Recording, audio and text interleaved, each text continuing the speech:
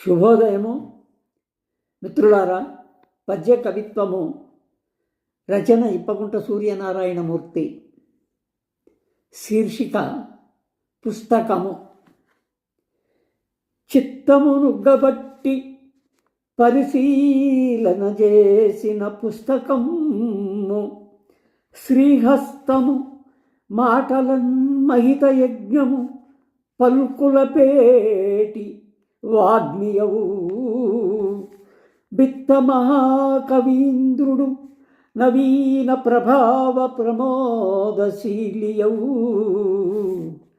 పొత్తము నోరు విప్పని అపూర్వ విలాసపు మాటకారియవు.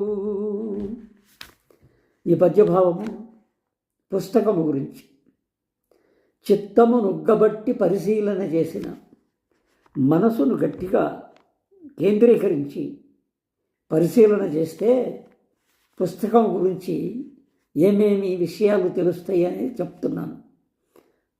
పుస్తకము శ్రీహత్తము. హత్తము అంటే చెయ్యి. అది లక్ష్మి, సంపద, సంపదకు చేయి. మాటలన్మహిత యజ్ఞము. ఆ పుస్తకంలో ఉండే మాటలు గొప్ప యజ్ఞము లాంటివి. పలుకుల పేటి, అది ఒక పెట్టె. ఆ పెట్టె నిండా మాటలు ఉంటాయి. వాగ్మి అంటే పెద్ద పండితుడు, గొప్ప పండితుడు. బిత్త మహాకవీంద్రుడు నవీన ప్రభావ ప్రమోదశీలి. ఈ బిత్త అంటే ప్రసిద్ధి పొందినటువంటి మహాకవీంద్రుడు, నవీన ప్రభావ ప్రమోదశీలి. కొత్త రకమైనటువంటి ప్రభావాలకి, సంతోషానికి ఆద్యుడు, ఆయువు పట్టు. పొత్తము నోరు విప్పని.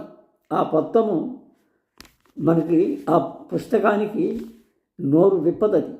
మనం తెరిచి చూసుకుంటేనే ఆ విషయాలు తెలుస్తుంటాయి. అది నోరు విప్పని అపూర్వ విలాసపు మాటకార్యవు. గొప్ప విలాసం అంటే అందులో ఉన్నటువంటి, ఆ పుస్తకంలో ఉన్నటువంటి భావాలు, ఆ విశేషాలు, ఆ కార్యక్రమ సంబంధిత అన్నీ కలిపి ఒక విలాసాన్ని, ఒక సంతోషాన్ని కలుగజేసేటువంటి మాటకారి లాంటిది. ఈ పుస్తకం గురించి చెప్పడానికి ఇన్ని విశేషాలు ఉన్నాయి. మనం మామూలుగా పుస్తకం అంటే ఏమేమి ఉంది పుస్తకం అని అనుకుంటాం.